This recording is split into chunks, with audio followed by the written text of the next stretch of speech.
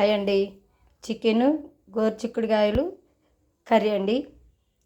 కారం, ధనియాల పొడి, పసుపు, గరం మసాలా, చికెన్ మసాలా, ఉప్పు, అల్లం ఎల్లిగడ్డ, కొత్తిమీర, ఉల్లిగడ్డ పేస్టు, ఇవన్నీ టమాటా పేస్ట్ అన్నీ వేసి కర్రీ అండి.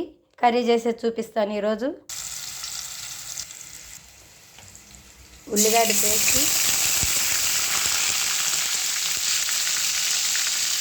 ఇది వేగాలండి. చికెన్ కూడా వేగాలండి. చికెన్ ఒక పక్క వేపుకోవాలి. ఇది చికెన్ వేపుకున్నాక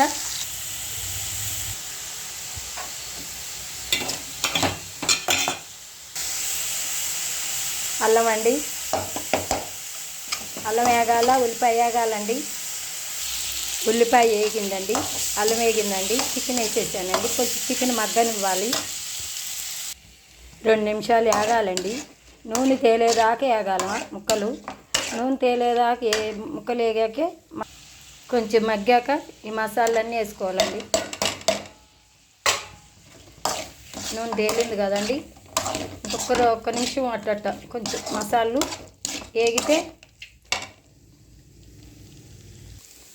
ఇప్పుడు చిక్కుడుకాయలు వేసుకోవాలండి. కొంచెం మగ్గాక చికెను మసాలాన్ని ఇప్పుడు ముందుగానే వేసేస్తే చిక్కుడుకాయ మెత్తగా అయిపోద్ది. అందుకే కొంచెం కర్రీ మసాలాన్ని పచ్చి వాసన పోయేదాకా చేసుకోవాలండి. ఇప్పుడు టమాటా వేసేయాల. పూరి టమాటా,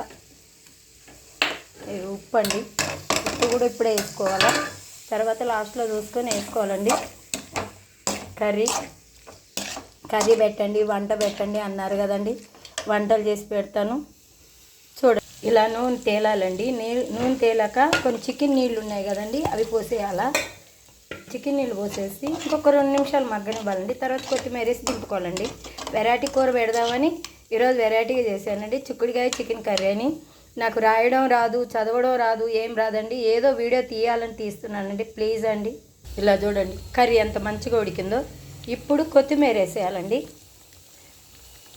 చాలామంది పచ్చిమిరపకాయలు అవి వేస్తారండి. మాకు గ్యాస్ ప్రాబ్లాలు ఉన్నాయి, అందుకే నేను వేయట్లేదు.